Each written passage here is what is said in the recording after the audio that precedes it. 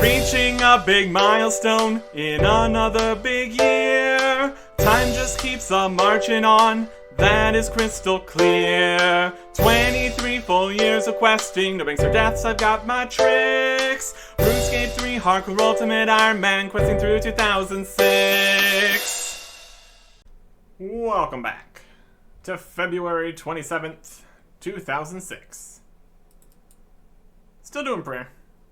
Here's some more. And that is 63. And that is nothing whatsoever. Just more prayer points. And that does have benefits. Especially since we don't really have prayer potions most of the time. Running back to an altar to recharge prayer. Definitely a process. The green dragons dropped us coins and alcohols and such. So we got another 31,000 coins here. It's adding up. And there's still a lot more prayer to be done here. Essentially, we're halfway there. But that is also counting everything we had before we started with this prayer grind idea. So yeah, still a lot more. Tens of hours. It's a thing. But we're not going to worry about that right now. Instead, we're going to worry about updates. On March 6th, 2006, behind the scenes.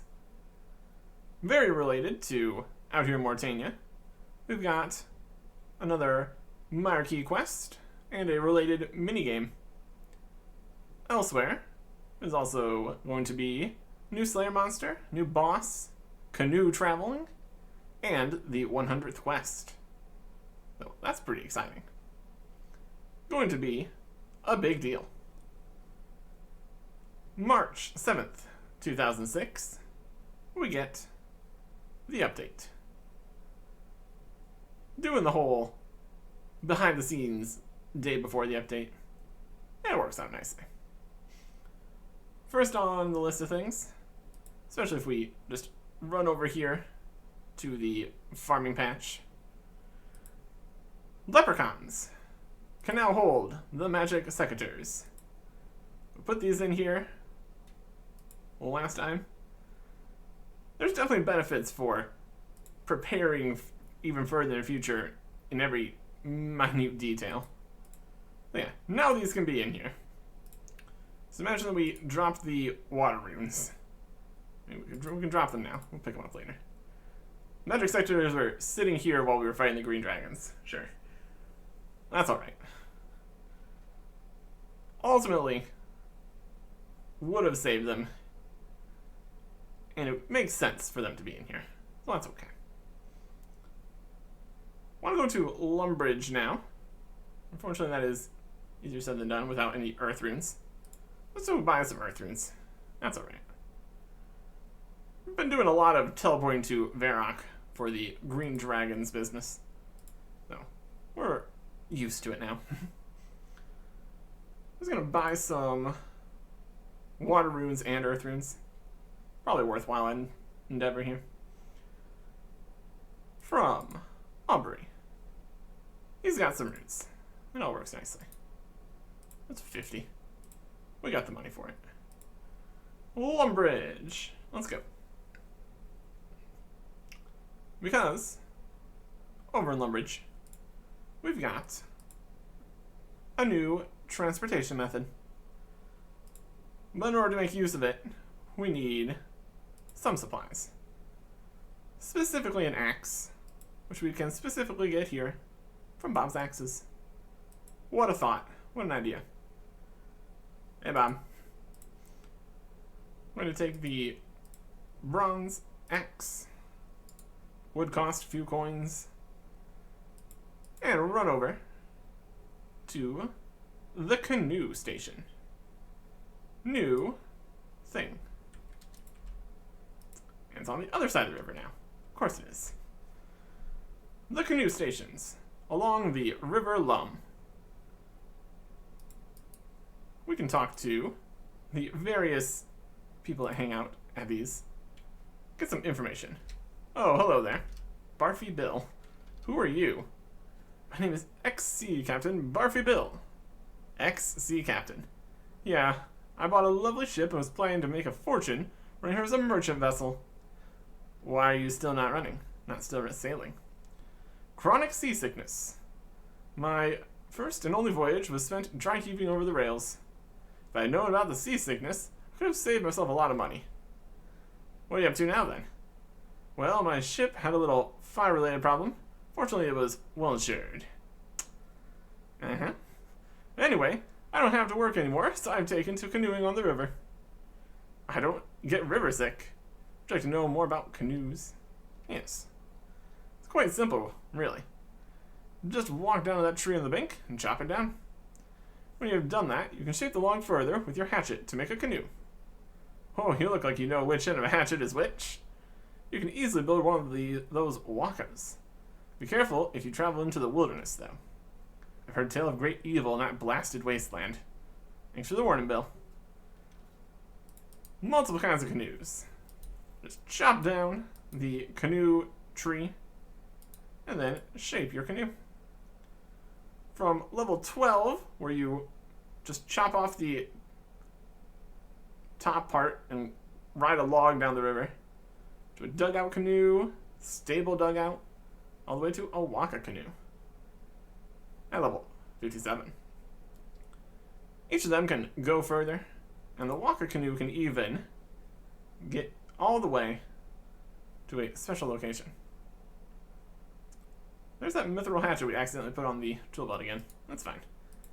Float our very fancy canoe, and paddle. You can go to Lumbridge, the Champions Guild, Barbarian Village, Edgeville, and the Wilderness. Depending on which canoe you have, you can go further. Ultimately, if you got an axe, this gives you a few transportation options.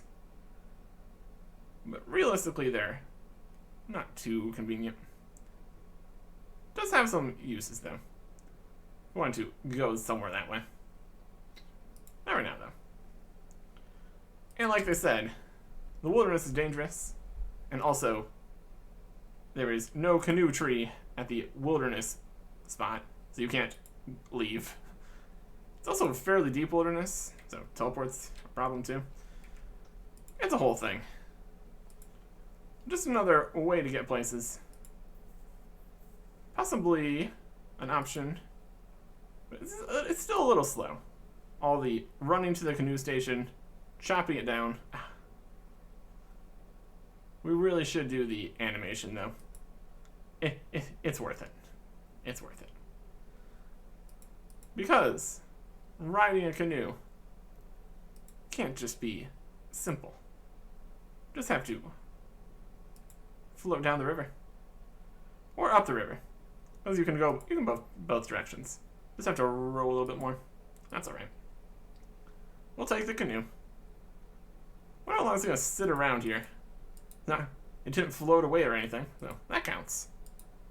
Paddle canoe. Canoe station. Let's go to Edgeville.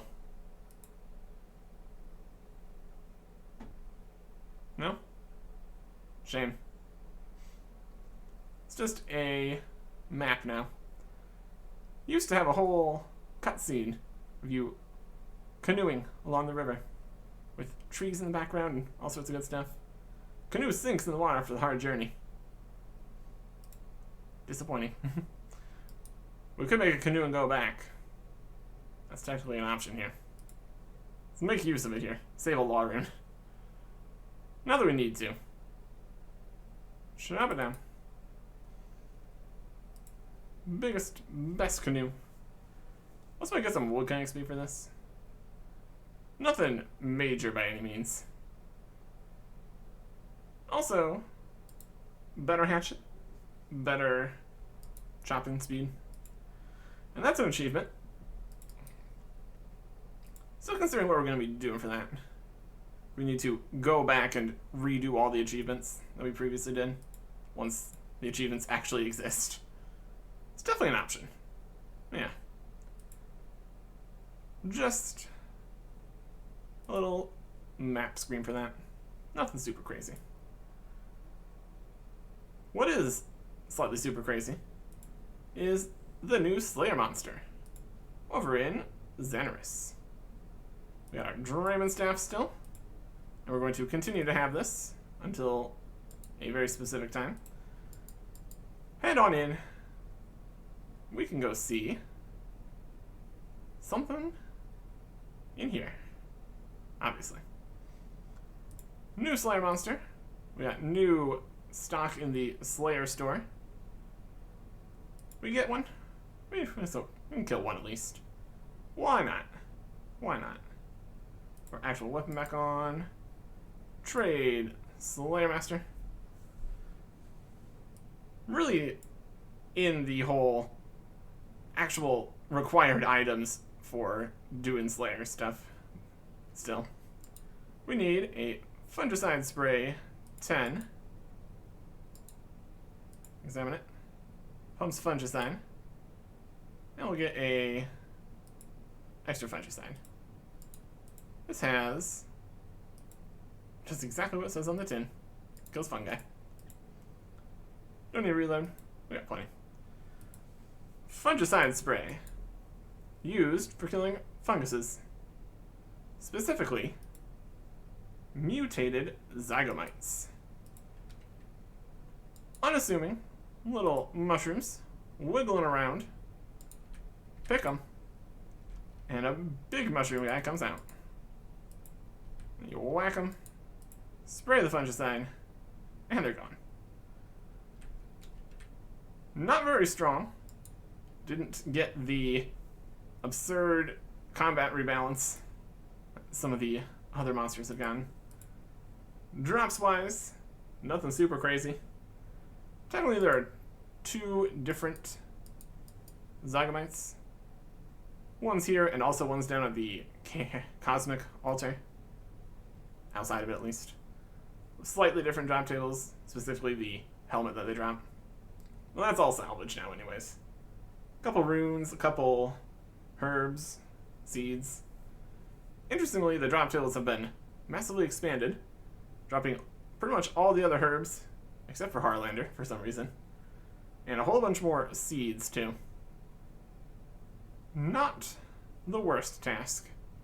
Especially if we were going to be using Sheldar as our Slayer Master, which, possible. Look into the various assignments that all exist. It's definitely an option. Fungicide spray, fungicide, that's alright. Yeah, overall, nothing super crazy on the drop table. That's okay. But along with these guys, 57 Slayer, did I say that? Whatever. We can kill them. That's what counts. Another monster over in Falador. Specifically, down below Falador. We need a few supplies, which I'll go get. In Falador Park, you can now find molehills. Dig down and go fight the giant mole. Now, this plant roots is not here yet. Everything about the giant mole is completely changed in 2014. Talk to Weiss in here. Ask him about the giant mole. Hey, advice for finding the giant mole. I'll give you some tips while you're down there. He's gonna give us some tips while we're down there. That's also part of the changed fight. Any other bits here? Any info?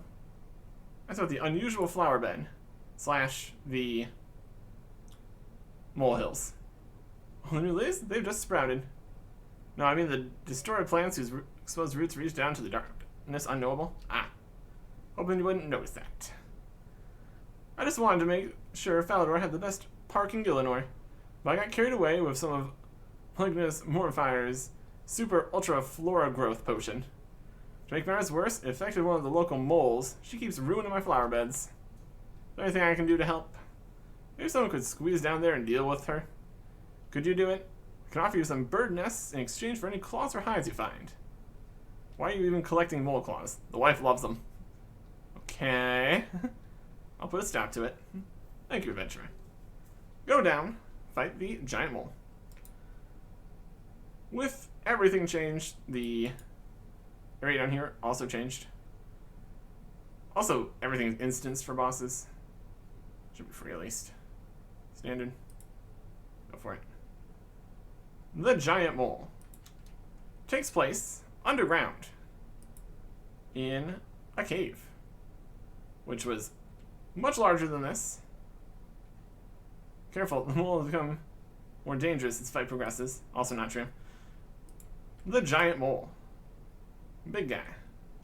Or big girl in this case. It's dark down here, so you need to bring a light source.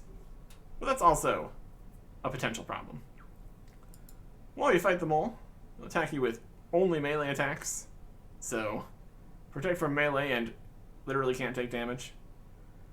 But when it gets lower than half health, it starts randomly digging around, splattering mud on you, and extinguishing any open light sources. So you really want an actual good light here. And then you just run all around the giant cave looking for it. A potential time when you might want to bring energy potions. Just because looking around slowly, walking through the entire cave, definitely gets old pretty quick. But if you manage to slay the beast, you can get some rewards. The mole claw and mole skin can be traded into Wyson for bird's nests, which contain a variety of different seeds.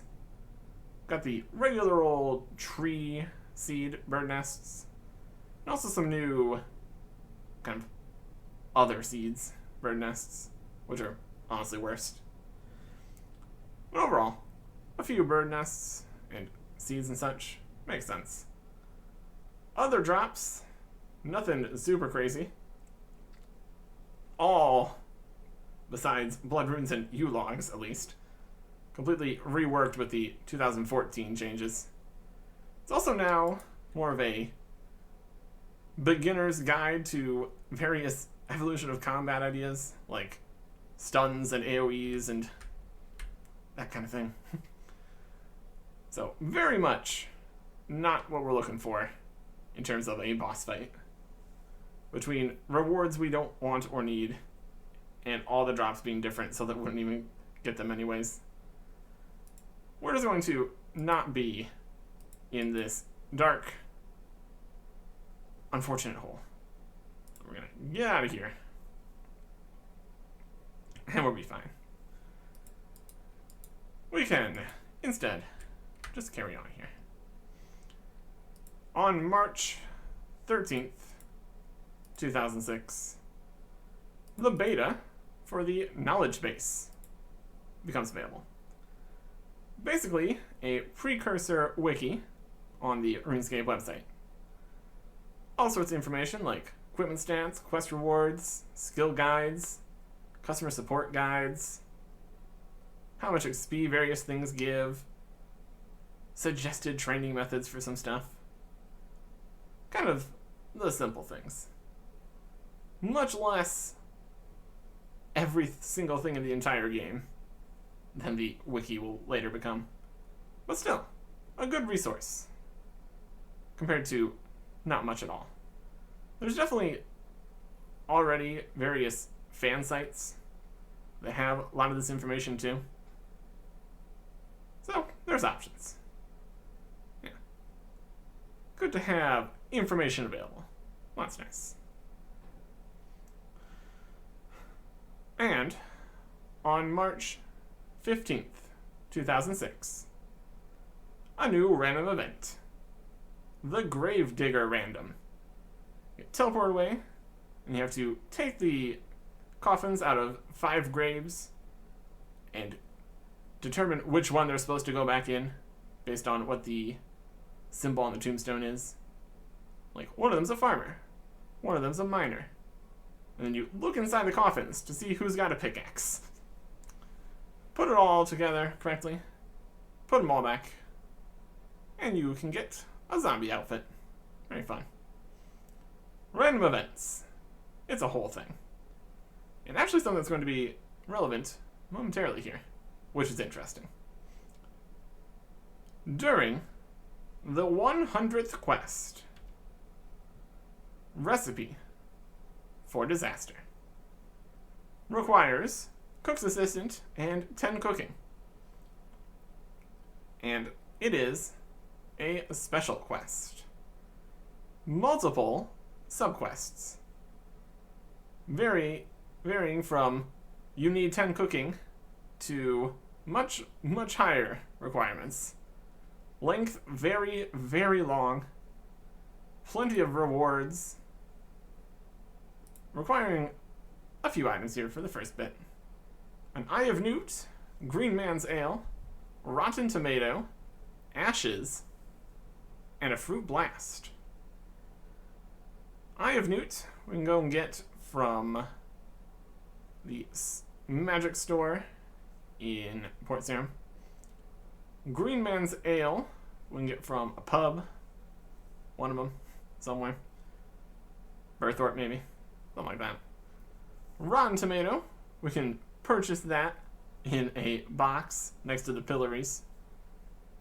Probably just get from Varrock. Ashes, easy enough. Going to have to light some logs on fire. Fortunately, we have an axe and a tinderbox on us, so that'll be easy enough. And the Fruit Blast. That is a gnomish cocktail. So we're going to go and make one of those ourselves. Go get a cocktail shaker, cocktail glass, 2 lemons, a pineapple, and an orange over at the Tree Gnome Stronghold. So let's get over there. The Green Man's Ale was actually in Yano. Still, we're on a pub somewhere. Lit the fire here, the Grand Tree, on their wooden, tree-based system here. Hopefully it doesn't all burn down. We already saved the Grand Tree. Burning it down would definitely be a choice. Well, anyways, we need to make the Fruit Blast here. With the whole gnome cocktails system here. A mixed blast, pineapple, lemon, and orange. There you go. Just need to add a slice of lemon. Slice the lemon into lemon slices. Pour the mixed blast. And we add the finishing touches to make a Fruit Blast. There's also the option to trade the barman here and get a pre-made Fruit Blast, which doesn't work. So you need to go and make it yourself. Or possibly have somebody else make it for you. Pre-made Fruit Blast, regular Fruit Blast. Still tradable. And this is the one you need for the quest, so it's got more value. The whole idea of needing a Fruit Blast for the quest was apparently added in order to get people to not all start the quest at the exact same time. Because it starts with a significant cutscene. And if everyone in the game is opening up their own cutscene instances all at the same time, there is a real chance that the game could crash for everybody. And that's no good. So they added a few random bits here, like a Rotten Tomato, Green Man's Ale, Eye of Newt, and the Fruit Blast from all the way on the other side of the entire world, up here at the Grand Tree. Because the quest starts in Lumbridge. Over with the cook. For the 100th quest, we've gone with a continuation to the first quest. During Cook's Assistant, we asked if we would ever dine with the Duke. And we were told, maybe someday, but I wouldn't hold your breath. talk to the cook now.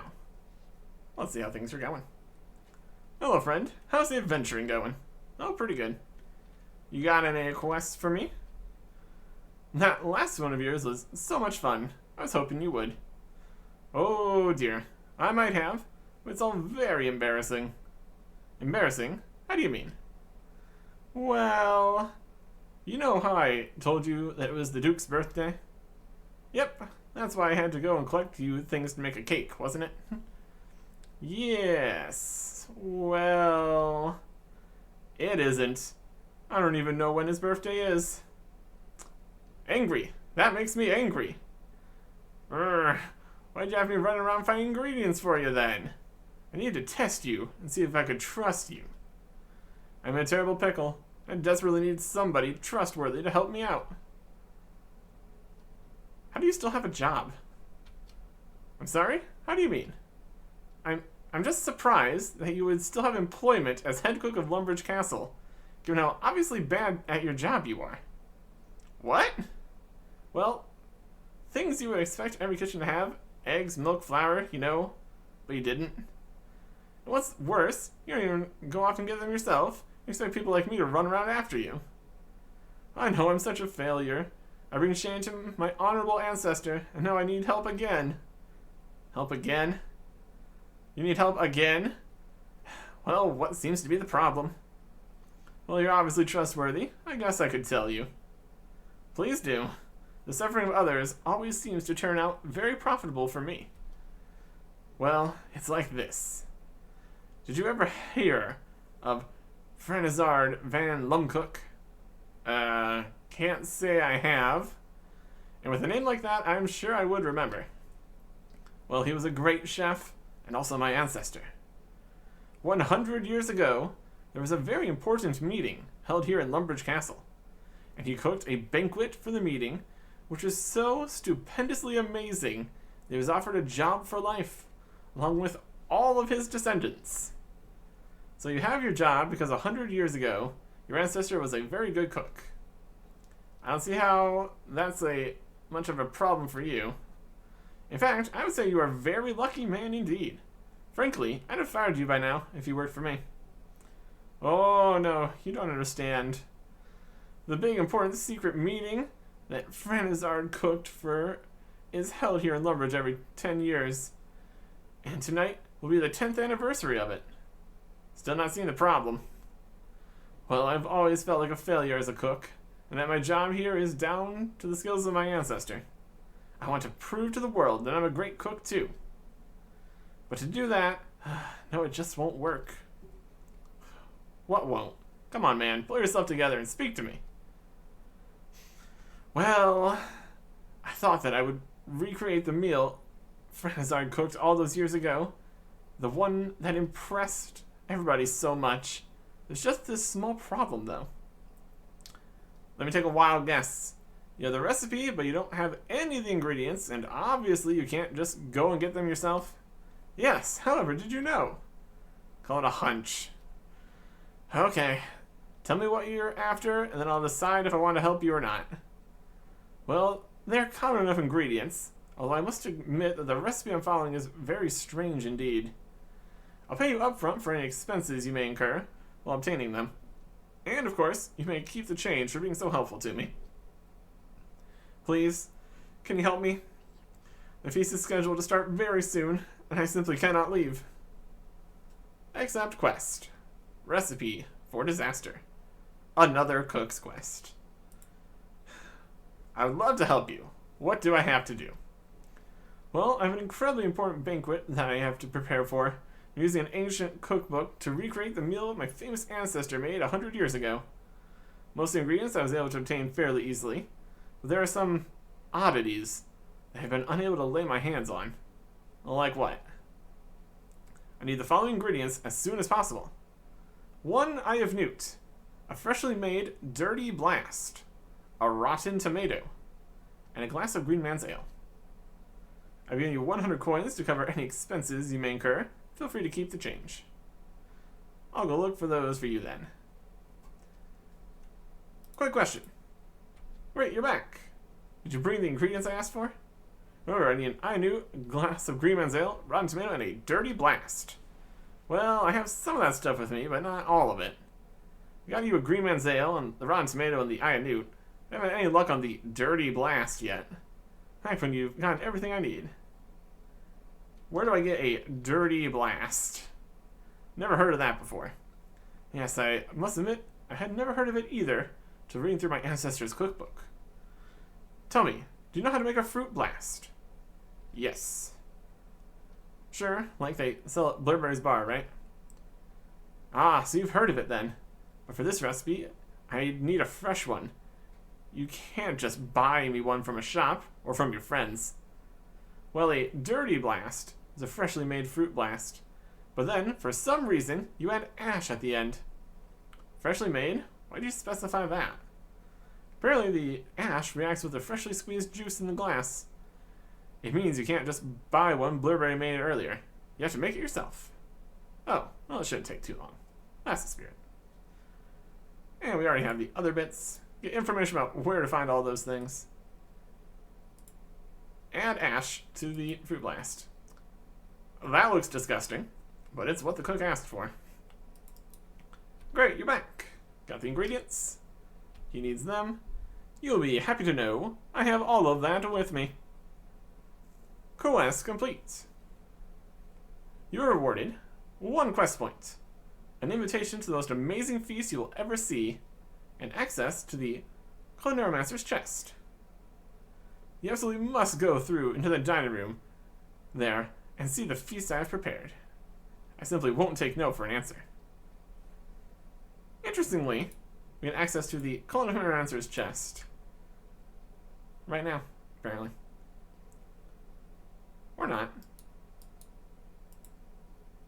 Reward after completing it.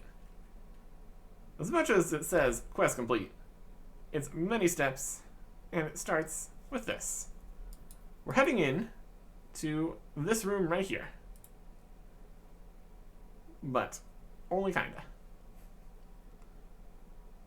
Welcome, gentlemen, to Lumbridge Castle. I welcome Osman, spy master for the Emir of Al-Kharid. I thank you for your hospitality. I welcome the chief guard of the White Wolf Mountain Dwarves. The beer's good. Welcome Pirate Pete from Brain Death Island. Your rum's got no flavor. Welcome the chief of the Goblin Village. That me, give me chair. No, it me, chair mine. I welcome Scratch Uglogwi of the Feldip Hills Ogres. Der ogres, they call me Bone Cruncher. Welcome my neighbor, Phileas the Lumbridge Sage. I didn't have to travel far. From the town of Edgeville, I welcome Evil Dave. These secret meetings are so evil. A hearty welcome to Sir McVars, leader of the White Knights. Do get a move on. And finally, I welcome the ruler of Ape Atoll, a Wowagay. A Wowagay? Just running around. Please sit down. Ooh, ooh. Sit down! Just kicks the monkey. My goodness. I think he's lost his amulet of manspeak. Harris seems to be late. Good afternoon, Horatio. Oh, what now? Care for a quick game? Seriously, while I deal with this. That was the mysterious old man. Really should do something about that old man. Agreed. And here's Evil Bob. No! He's teleported away. Wow, another one. Ooh, nice food. You, come here. Hello? Is you my dinner? No, I'm not. Aha! I'm back. Did we invite you? Aha, your chef did, and now I'll kill you. Wahaha. Magic. Blasting everybody. More magic. Blasting everybody. Oh no. Sorry I'm late. I remember you. Ah! Wahaha! Tempest Cessit. Cessit. A brilliant white light. Hardcore Ultimate Ironman, Artic, you must help me defeat this evil. Oh boy. And now, we're in this room. It is larger than normal. We'll explain that with Eris here. Hi! Hello there, adventurer. How can I assist you? Who are you? I am the fortune teller. My friends call me Eris. Okay then, Eris. You can call me the fortune teller. Fine then. You're a fortune teller then. That's correct. I live in a tented Varrock. So you can tell the future? That's correct, yes. Isn't that a bit overpowered? No, not really. Is there something else you want to interrogate me about? Yeah, I do have a question. A very good question. Oh yes, what's that then? Just what in the flipping hippo is going on? Flipping hippo. Yes. You've ever heard that phrase? No, I'm quite sure that I have never. Well, that's not the point. Please, tell me what just happened. Certainly. That fellow over there, in the chef's hat, right over here, is called the Culinarimancer. 100 years ago, he threatened the secret council with death, but was foiled by the quick thinking of his assistant, who managed to trap him in another dimension. As a result of that action, the assistant was offered a job for life as head cook of Lumbridge, for himself and all his future descendants. Now, apparently, the current head cook of Lumbridge decided to recreate his ancestors' greatest achievement, not realizing that his achievement was not a meal, but powerful food magic.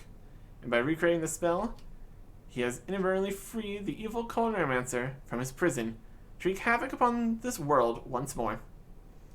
Naturally, when I saw what was happening, I intervened with a simple Tempest Cessit spell, so that we would have time to immunize the Secret Council from his attack, and so that we can defeat the Culinarimancer once and for all.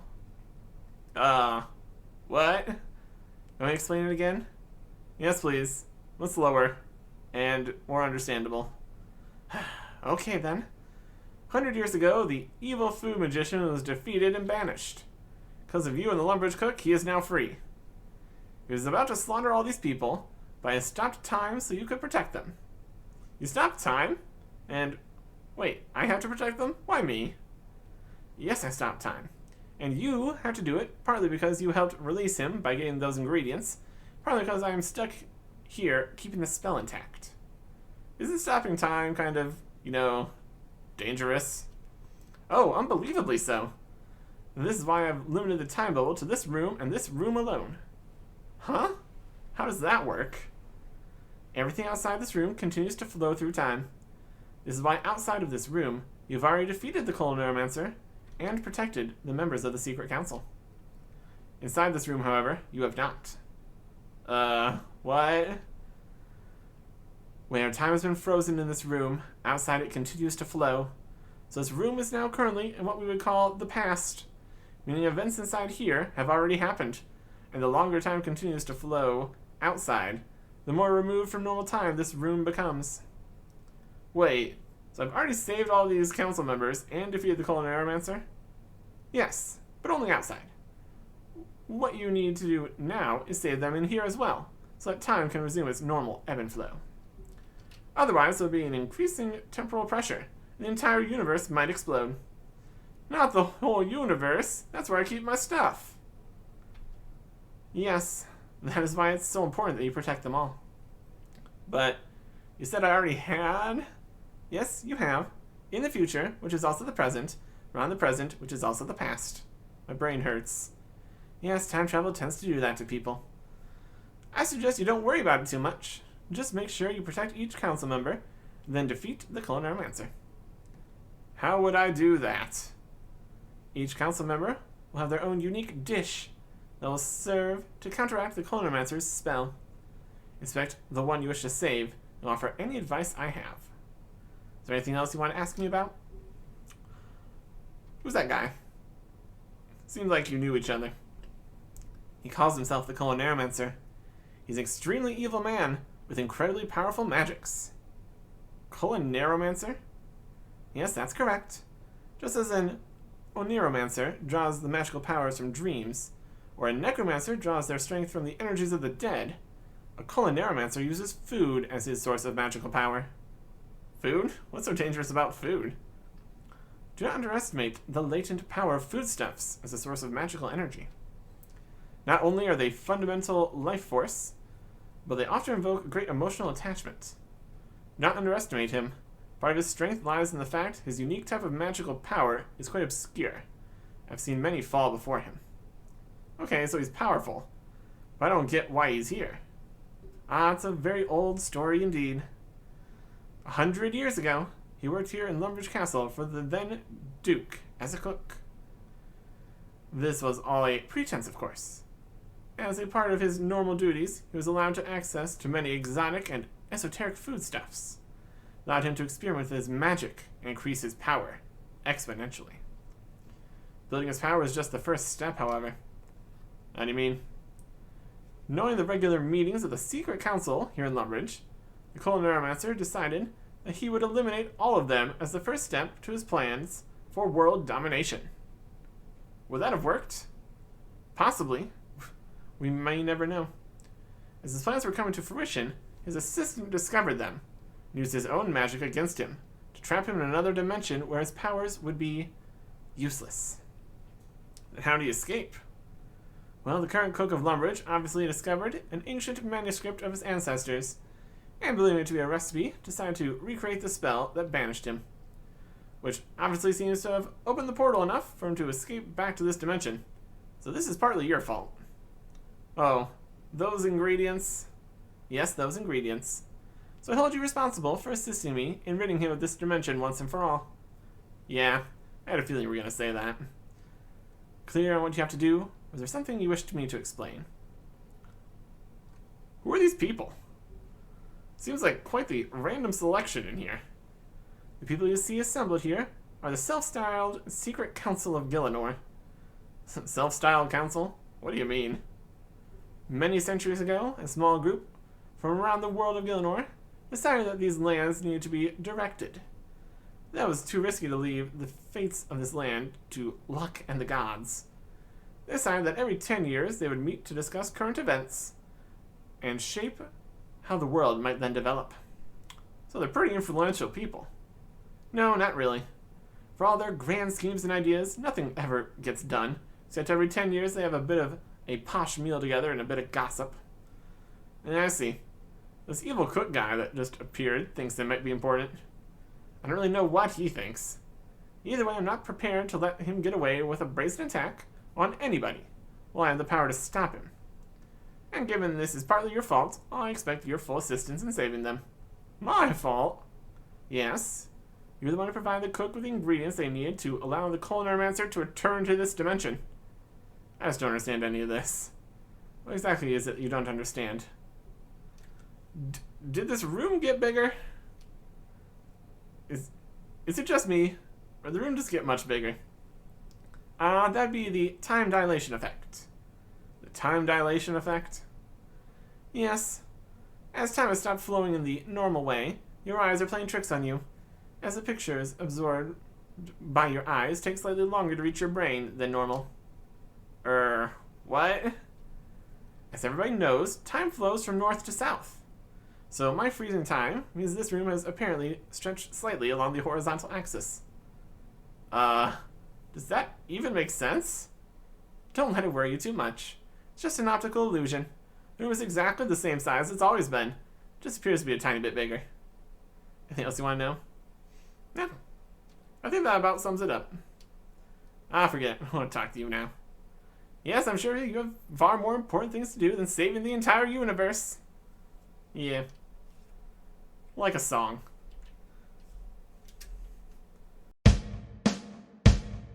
It's a recipe for disaster in a new exciting way. It's a recipe for disaster. They're not having a good day. It's a recipe for disaster. And now RS has made time stop. It's a recipe for disaster. So many to save, let's take it from the top. The mountain dwarf from White Wolf Mountain, he's the tunnel lookout. Unlike our trips to Brain Death Island, this time Pirate Pete's knocked out. Bent Nose and Warface fighting over a chair, still lack diplomacy. Scratch Wogwee, the massive ogre, wanted to eat me. The Lumbridge sage, so wise with age, his hair and beard are snowy white. And at the other end of things, they feel robes are dark as night. The White Knights of Falador, their leader is ceramic. Whoa, again, the King Monkey will do Monkey Madness again real quick. When everybody has been saved, there'll be just one thing left to do. Dear Colomancer, you evil mage, I'll be coming after you. The final boss, minions he'll toss to try to get in our way. But with my dragon halberd, he's going down today. Okay. So we know what we need to do. We need to save everybody and defeat the Culinarimancer. But also heard about a chest. Let's go and look in a chest. That's much more important than saving the universe, clearly. Magically, down in the Lumbridge kitchen cellar here, there's now a box. Works as a bank, which is super exciting, as it is the first bank in Lumbridge. Obviously, we don't care about that. We can also buy food and items from the chest. How it works as a bank, how it works as a store, it's related to the Culinarimancer and magic, so it's probably magic. Food from the chest. Lots of different stuff in here. We got chocolate bars, cheese, a tomato, cooking apples, grapes, buckets of flour, an entire pizza base, so I don't have to even do that step, egg, milk, cream, butter, so you never need to churn anything, which is great. Takes a lot of time to do that. We got some spice, pie dish, cake tin, empty bowl, jug, pot, teacup, and bucket. Really, a lot of different things here that are usable for making food. As we continue on, the chest will update. Currently, we've got very small numbers of everything here. Not a huge amount that we can do with this. And also, the items chest. Because food isn't items, apparently. We get Culinarimancer's Gloves 1. Originally called Gloves. Just with, like, all the other gloves in here are going to be called Gloves. Which weren't very descriptive. I only have the numbers here. In 2012. We can also buy a wooden spoon. Cooking-themed weaponry. Amazing. As you might expect, a wooden spoon is not a particularly powerful weapon. But it exists. Wooden spoon. Spoon. Got a no sign here. Yeah, whatever. Like with the food, this is going to improve. And we'll check out what we've gotten each time. Noteworthy, the gloves, as we continue on here, eventually get pretty good, comparatively. Especially since the gauntlets don't have stats anymore. Very nice gloves are coming. But in order to do that, we need to actually do the subquests here. And that is all 8 of these. We're going to go with a around the table order here. Just because that's how we did previous bits. That's roughly difficulty-wise a good order to be in. The Dwarf, Pirate Pete, Wartface and Betnose the Goblins. The Lumber Sage is after Scratch Oglogwe. Then Dave, Ceramic, and the King of the Monkeys. And then, obviously, defeating the Culinarimancer. A lot to do in a lot of different places. Subquests galore. Starting next time. Goodbye.